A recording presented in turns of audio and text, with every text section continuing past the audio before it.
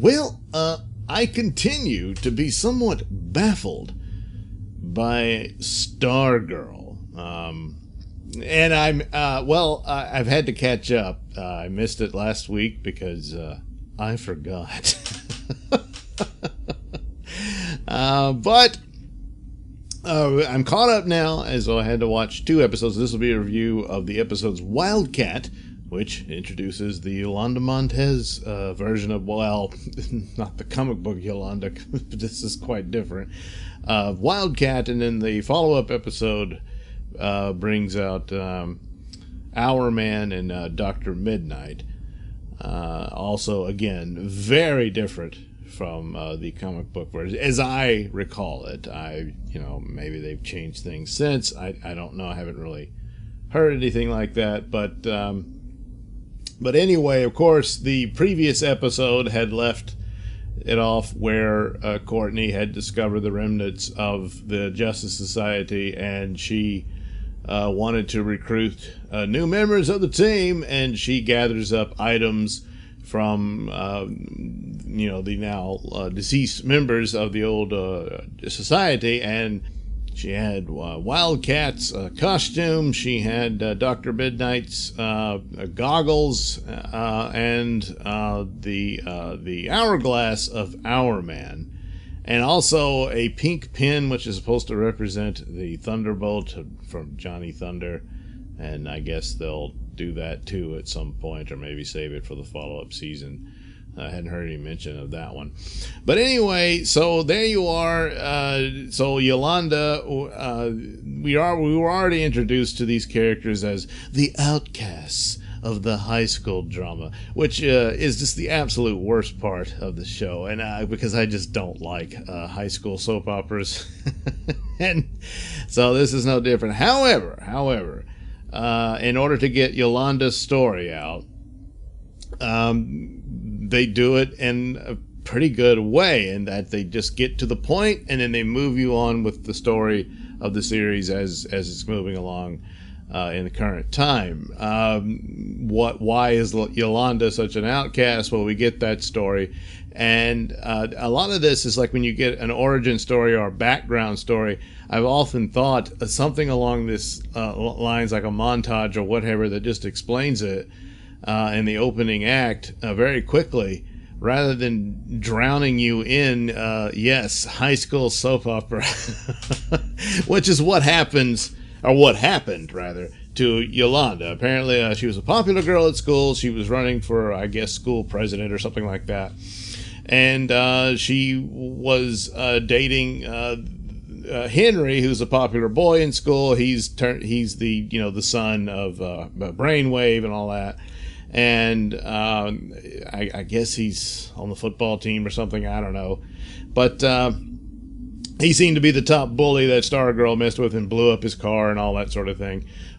Well, apparently he was dating Yolanda 3 months before all this happened, and convinced her to send him a nude selfie. Yes, well, you can guess what happened. Yes, he shows his friends apparently, but then it gets spread around, and the popular girl, who's quite the bitch on the show, gets a hold of it and then sends it all over the school to ruin Yolanda, and it works. She's pretty much ruined. Everyone calls her a slut and all this stuff, and that's the end of it, and she doesn't want to see Henry anymore, although the expression on Henry's face as this happens is, he's pretty sick about it. And he didn't, and there's even a scene where earlier on he's looking at the phone and the other girl grabs at it, and that's when she must have discovered it and surreptitiously got a hold of it and what have you, was able to spread it. He did not intend for everyone in the school to see it, and it's obvious he does actually care for Yolanda, so he's not the complete a-hole that he is originally presented to be, but she doesn't know this. Oh, so I'm thinking at some point there'll be a reunion between the two. Especially, there's also hints that he, does indeed have his father's brain powers. That starts to come about. It's actually in the follow-up episode of Dr. Mid-Nite and Hourman or what have you. But anyway, That's actually a good way they do this. It's very quick. The only bad part is the stupid song they play. Oh God, the music is terrible on this show. It's dumb songs, and they're all teens and stuff. Oh, jeez Louise. So, so Stargirl is looking to recruit her team, and she happens upon Yolanda gets bullied again at school. And then she happens upon Yolanda in the gym boxing. So, oh, look, Yolanda's into boxing. And so, of course, she figures, well, then she's a good candidate for Wildcat. And so she just does it. It is forced to the point, and you just have to accept something's not quite right with Courtney. Because Courtney could easily be the most popular girl in school. She's very pretty. She was a gymnast and all this type of stuff. Of course, they don't have a gymnastic program at the school, apparently. So, but still, and yet she's presented as being very odd and awkward. Of course, the girl who eventually will become Dr. Mid-Nite is the most oddball of the bunch, and there's these kind of quirks about them. And I thought maybe they should have played that up with the rest. I mean, they do with Beth Chappell as the Dr. Mid-Nite girl. And she's like the nerd of the nerds, but to the point of some sort of disorder. And I kind of thought they should have wrote that up in like even Pat Dugan as something's a little off about him too. But as for Yolanda, that's not the case. She just had this very embarrassing episode. And her family are devout Catholics, and they're very, very ashamed of what she did. The only one who sticks up for her is her little brother. The rest of her parents and her grandmother, they're just all very disgusted with what happened. And they're still kind of punishing her for it. And so she's left alone, and so that leaves her open to this invitation from Stargirl to be, invitation. She pretty much forces it on her. But it's all very weird. It's like she's being stalked by Courtney and all that. And they say, hey, let's go to my house and wear costumes. So they do, but this is where it goes way off. I've never heard anything like this, where Wildcat was just a guy. He was a boxer. And I think Wildcat was kind of the nickname they gave him.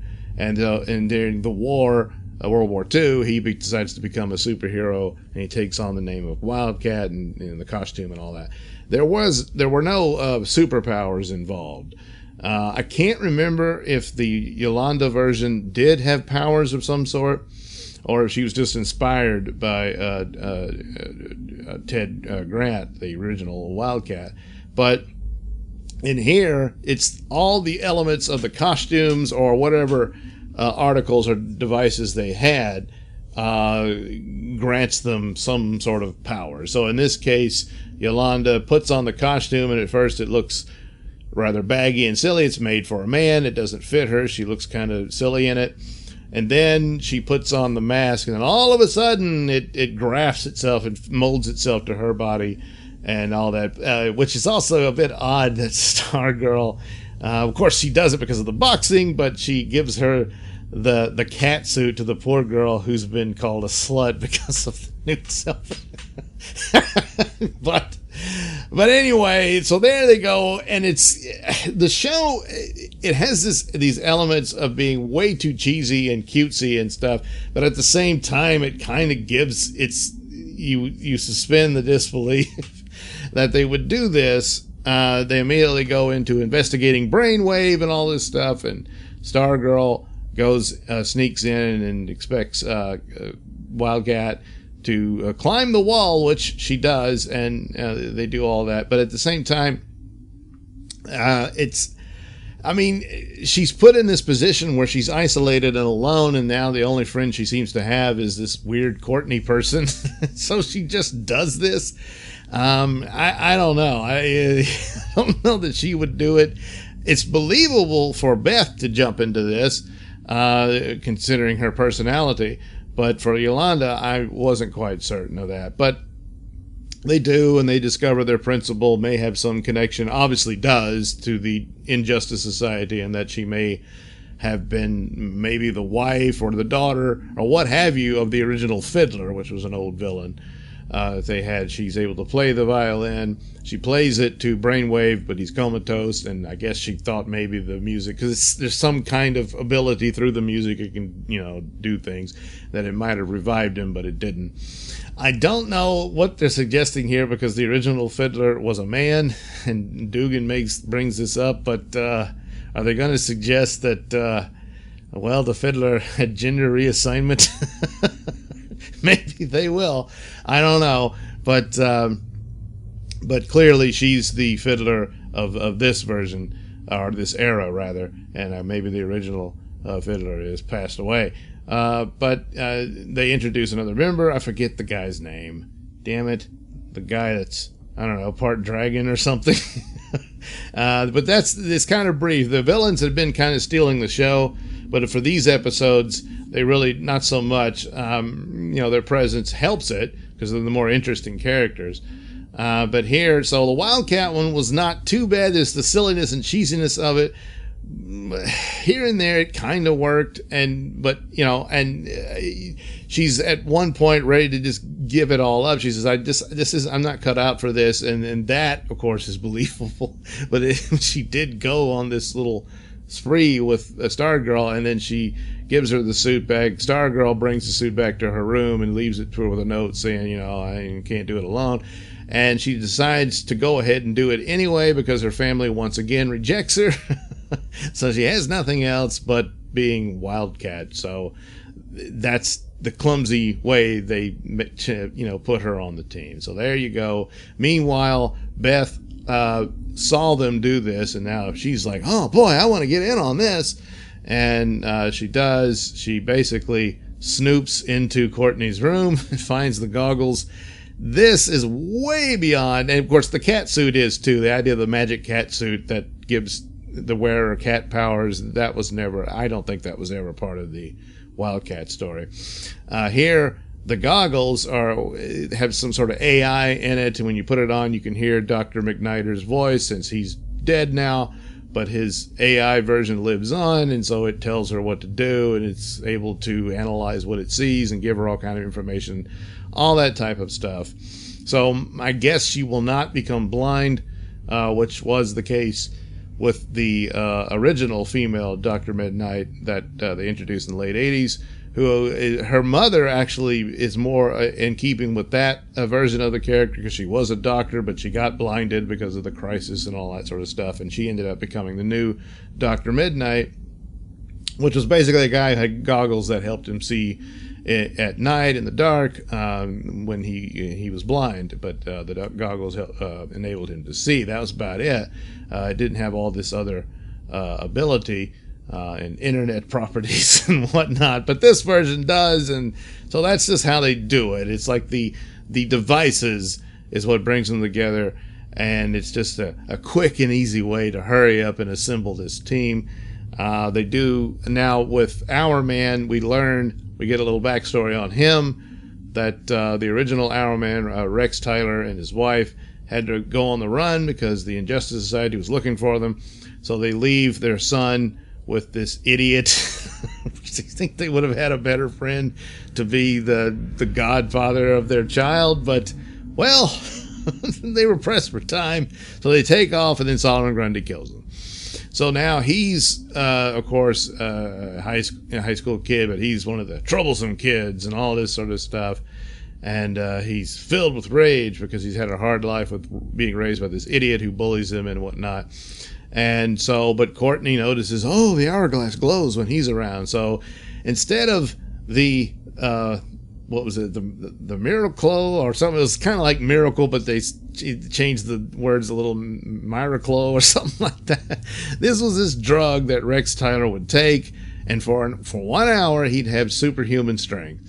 And after the hour's up, it wore off. Eventually, he had a problem with becoming addicted to it, and it was killing him and all this sort of stuff. But that's the comics. Here, it's some kind of the hourglass that he designed, and somehow it radiates through his DNA the power of super strength for an hour. So when he turns the hourglass upside down, it activates this, and he has super strength for an hour. And then I guess you got to leave it alone for 24 hours, and you can use it again. So Rick, who's going under the name Rick Harris because he's adopted by this idiot, and his real name is Rick Tyler. He gets a hold of this, and it does activate, and he has his super strength, and he attacks his stepfather's truck, smashing it in two practically, stuff like that. And but he's really angry and violent, and Courtney wants to take it back, and there's almost like there's going to be this fight between them. And then here comes Beth. The goggles, of course, knows the real story and can project green holograms of the events that actually happened. And so now Rick is on board because he wants revenge for the death of his parents, which it's going to be a problem because Courtney's about justice, not revenge. So, of course, he'll be the troublesome member. But perhaps they can win him over in time. Meanwhile, the other element that Courtney has in her closet is the Green Lantern's lantern. I don't know where they're going with that, but I hadn't heard that there would be a Green Lantern involved in this. I don't recall. Well, there was imagery of green stuff happening at the battle between the evil society and the Justice Society. So but is Alan Scott dead? Well, I guess we'll find out. Meanwhile, Dugan on his own is slowly. He knows that Rick Harris is Rex Tyler's son. He figures that out on his own because of the car he had and all this sort of stuff. So it comes together, and there's elements of a certain type of haunting mystery that comes and goes, which is odd considering how cheesy and silly the show can be, and yet sometimes it gives you a taste of what it could be. But it's a very clumsy show, but I'm not mad at it. I don't particularly hate it. So there's elements of things I can see where it could be a strong show. There's just a lot of stupid stuff in the way of it that I just can't quite recommend it. It is interesting here and there, because I can't say it's all one thing. And certainly the negatives of which, the high school soap opera and that type of stuff, because that's not all of it. And granted, it's a story set in the fantastic world of superheroes, but at the same time, it gets so too bogged down in silliness to ruin its own credibility, which you have to establish within your narrative, even though it's about superpowers and that sort of thing. It's not very good at that for the most part. This is their own version of how these things happen, and that's how they'll follow through, and probably just out of the laziness and the difficulties of making it the way it could have happened if they'd have kept it grounded in the original characters' stories. It wouldn't quite work. I mean, first of all, they wouldn't be high schoolers for the most part, except Courtney, of course. But anyway, this is where they've gone, and of course, it's typical of a CW show, even though technically it's not, but it is. I mean, it's Berlanti and all that. So, it's easily better than most of the CW shows. Not as good. The Flash, when it has a good episode, is leaps and bounds superior to this. But considering a lot of the product they've had delivered for the CW superhero shows, this would fall under being one of their best in a very clumsy and strange way. All right, all caught up. Perhaps I'll be on time for the next one. All right. Thank you for watching and listening. Why not like and subscribe and check out that link description below. That'll take you to my mini stores and have plenty of goodies for you. Hats, mugs, stickers, posters, all that goody stuff. Plus, you can head over to indieplanet.com and pick up a copy of my comic book Mid-Nite. Oh, yeah. Plus, you can also catch my podcast, Mr Nailsin Show, over at RadioMisfits.com. And you can also watch my videos on my channel at BitChute. That's the Mr Nailsin channel on BitChute.com.